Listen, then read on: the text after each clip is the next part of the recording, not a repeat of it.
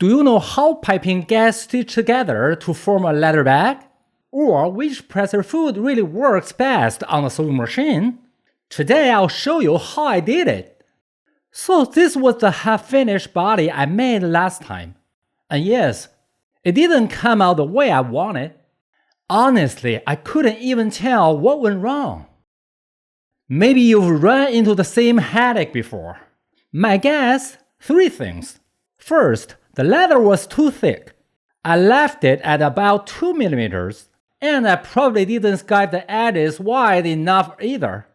Second, I might have used the wrong presser foot. And third, maybe my whole approach was just off. I put the side piece on top of the body piece. And even though I cut notches to line them up, I'm pretty sure they wasn't accurate. So this time, before jumping into the real build, I want to nail down what the problem is first. Instead of wasting more leather, I just cut the strip and thought, alright, let's test it out. My goal is pretty simple. Figure out how thick the leather body should be, how wide and thin I need to skive the edges, and which presser foot actually works best. So based on my assumption, I thinned it down to about 1 millimeter. For the edges, I skived them the same way I used to be. The only difference is the foot presser. The skive is about 10 millimeters wide, from 0.7 down to 0.4 millimeter, basically just a slope. And here's the machine, JUKI 1341. I use it a lot for 3D stitching. Have you ever seen this type of presser foot? Probably not. It actually comes as a set.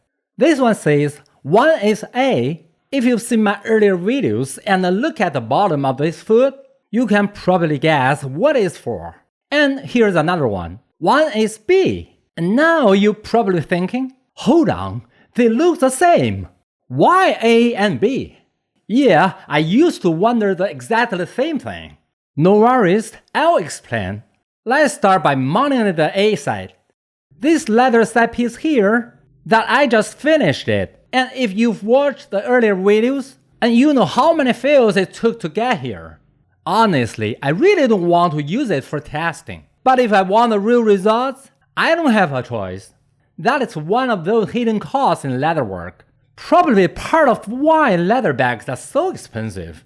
Oh, and yeah, I put out the needle and thread. Total chicken move. I just wanted to warm up first. Alright, no more messing around. Here we go. Wish me luck. Starting from here, below the piping.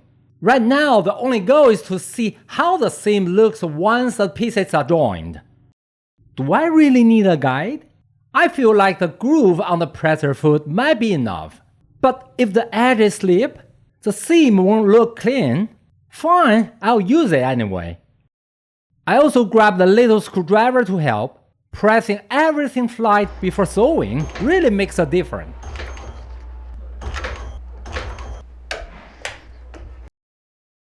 So what do you think? Not bad, right? I'm happy with it. Honestly, with this little tool, I probably don't even need the guide. Just have to go slow. Everything will be fine. But with my speed, no factory would hire me. But you know what? High quality bags are never made fast. For me, detail matters way more than speed. Oh wait, thread snapped. Oh no. If you worked with leathercraft long enough, you know this isn't really about just learning leathercraft. It's about learning to work with the leather and the machine. They each have their own temper, and you have to find a balance. Okay, rethread it. Let's keep going. Coming up to the corner now. I think I'll use the guide again. Feels off. Let's swap to another one. This one looks like this. And this one, it keeps bumping into the presser foot. Okay, unscrewed, swap, down. Can you see the difference? You will get it once I start sewing. Watch closely. Can you guess what I'm going for? Looking from this angle, it is way easier to see what's going on. So here's the thing. This is very tan leather. Even when it's thin, it's still stiff. And a little tool to press everything flat makes getting it right a lot easier. And at corners, it springs back like crazy. That's why I'm using the guide to line up the edges first. Corners are nightmare.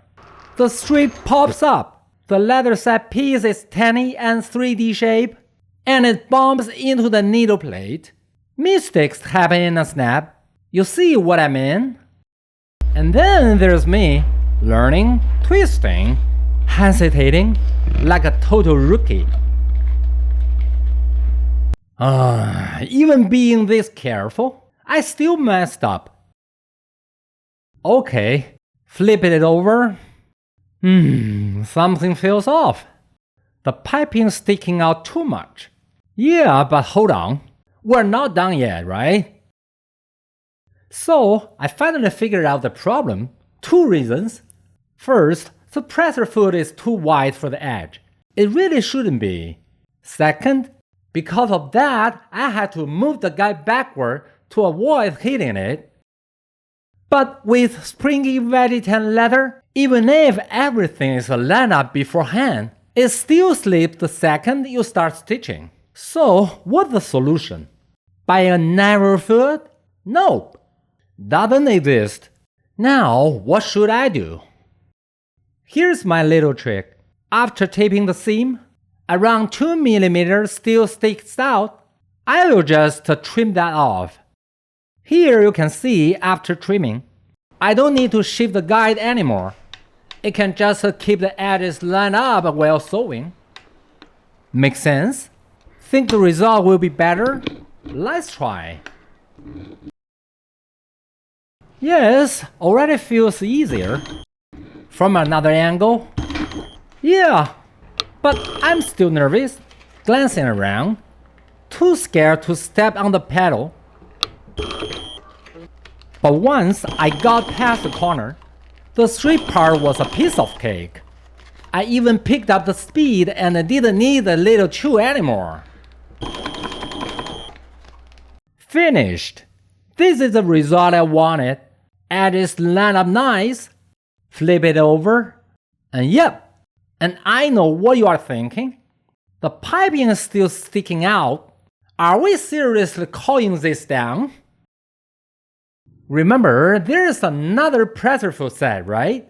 Let's swap it and see what happens. What? Stitch it again? Yes, we are doing it one more time. Why? Okay, check this out.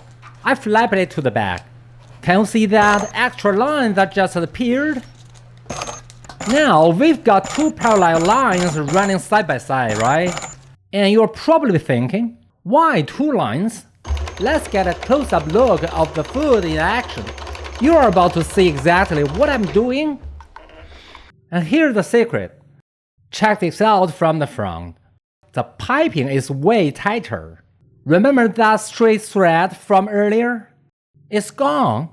Just like that. Basically, the first step is just to pre-join the layers. It holds way better than glue ever could. Then, once everything's lined up perfectly, you swap to the second set to stitch the final clean seam. That's what makes it look clean and professional. So today we covered 2 things. First, thinning the leather down to 1 mm with edges from 0.7 to 0.4 mm. That turns out great. Second, testing the 2 piping presser foot sets. Now you know how they actually work. Next time I'll tackle the notch alignment issue. I'll also try wider strip leather, which is way trickier to handle. If all goes up well, that should finally wrap up the body experiment. So see you in the next one.